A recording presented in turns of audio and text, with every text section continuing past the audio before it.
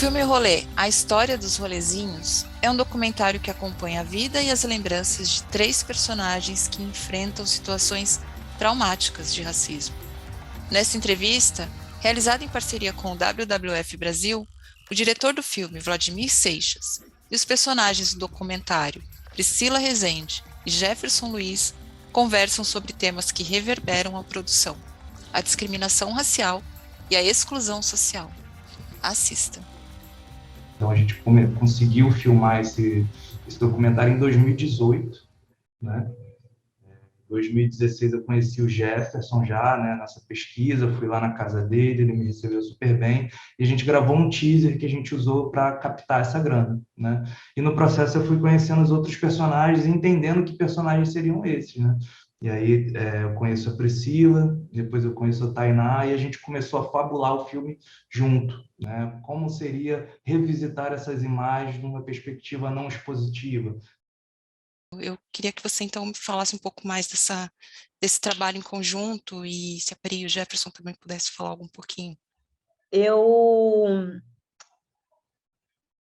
participei, assim, de algumas ações aqui em Belo Horizonte, em um shopping que foi um protesto mesmo, foi um manifesto que a gente vai fazer num shopping aqui em Belo Horizonte depois de uma situação de racismo que aconteceu com uma ativista aqui de Belo Horizonte, né, que ela até aparece em um momento do filme, que é a Iana Amorim. E a partir dessa situação, assim, né, um grupo de pessoas em Belo Horizonte organizou uma ação nesse shopping, né, que fica aqui no centro de Belo Horizonte. É um ambiente do qual eu não sou exatamente frequentadora, exatamente por ser um ambiente que não é acolhedor para pessoas como eu. É inevitável para mim estar nesses espaços em alguns momentos, porque é uma coisa que eu sempre digo, assim, é um espaço muito conflituoso. Já vivi situações de racismo nesse espaço, mas que eu acho que não foram tão explícitas quanto outras pessoas. Mas para gente que é uma pessoa negra, né, pessoa pobre, a gente sabe quando a gente não é bem-vindo em um determinado espaço apenas pelo olhar que é dirigido a nós quando a gente chega nesse lugar. Então, assim, é um espaço que para mim sempre foi dúbio, né? Esse espaço onde eu não me sinto exatamente bem-vinda, então não é um lugar onde eu escolho exatamente para passear, mas eu gosto muito de ir ao cinema. Eu acabei até desenvolvendo alguns mecanismos, assim, sabe? Para tentar me blindar desse racismo mesmo, né? Assim, de perceber que ao entrar nesse lugar sempre tinha olhares, e aí eu passei a entrar nesses lugares, assim, né? Tentando evitar observar qualquer coisa, porque sabia que esse olhar estaria sendo direcionado. No Rolê é um filme que ele pensa muito sobre esse espaço do shopping, né? Que é um espaço teoricamente livre, né? Que teoricamente seria um espaço para todos, é um espaço privado, mas que é um espaço que seria para o público, que teoricamente qualquer um deveria ser bem-vindo nesse lugar porque ele está aberto, teoricamente está aberto para todo mundo, mas que a gente vai entendendo que não. E aí, a partir da experiência da Tainá, né, que ela vivenciou uma situação de racismo explícito mesmo, em um shopping na cidade de Niterói, a gente resgata esse trabalho e faz o desdobramento desse trabalho com outras mulheres. E algumas meninas até trazem, assim, né, de terem vivenciado isso também nos seus locais de trabalho, né, que esse racismo ele se desdobra nesse lugar, assim, são esses lugares que a gente frequenta, esses lugares onde a gente trabalha e muitas vezes, na verdade, onde o trabalho ele é negado para a gente devido a esse racismo estético. Quando eu falo do rolê, eu fico escutando os personagens, as pessoas que participaram falando, eu começo a vir várias coisas na minha cabeça e me emociona porque foi algo muito pessoal meu também. E minha mãe assistiu o filme, viu cada personagem, ela se olhou em cada personagem, e eu nunca tinha percebido que ela tinha passado por isso também.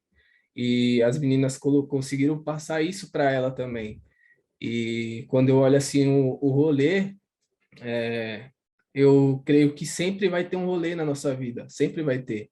Desde o primeiro dia, para mim, podia ser um rolê por espaço de lazer, por luta contra racismo, por igualdade social, pelas mulheres. Hoje em dia a gente está passando um eterno rolê e um grande rolê que é na política. Eu não gosto de falar muito sobre política, mas é algo explícito, é um rolê.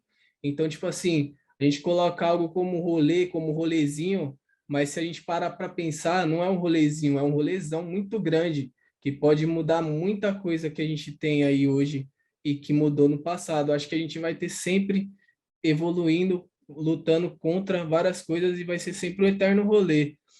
O filme colocou em pauta desde da minha moradia antiga, que era a favela onde a gente morava, que a gente teve que sair de lá. Creio que porque a gente estava num lugar que não devia estar também, porque a gente tinha uma favela do lado de um shopping. Então não era bom para ninguém assim que mora próximo. Então ele sempre o maior motivo foi esse, não tem outra explicação.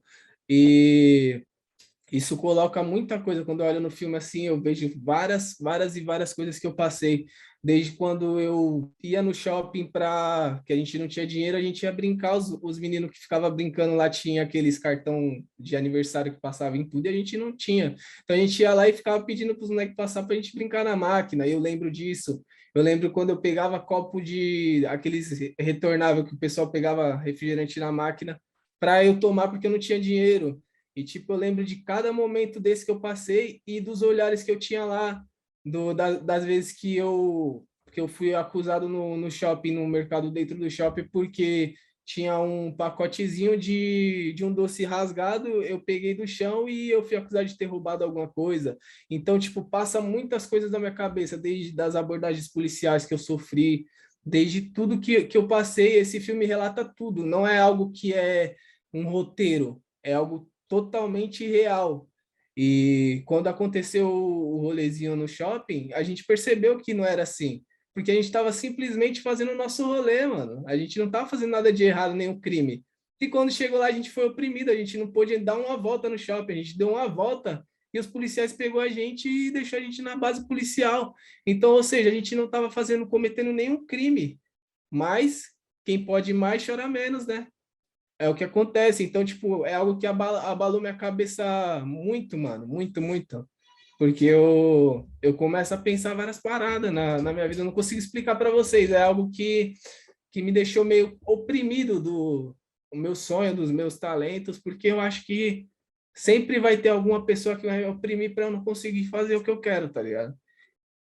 Eu queria saber, a gente está em 2022, né? Eu queria saber o que que mudou na sua vida, se você sente que o direito, a cidade, que é uma coisa que você coloca várias vezes, né? A gente também tem direito.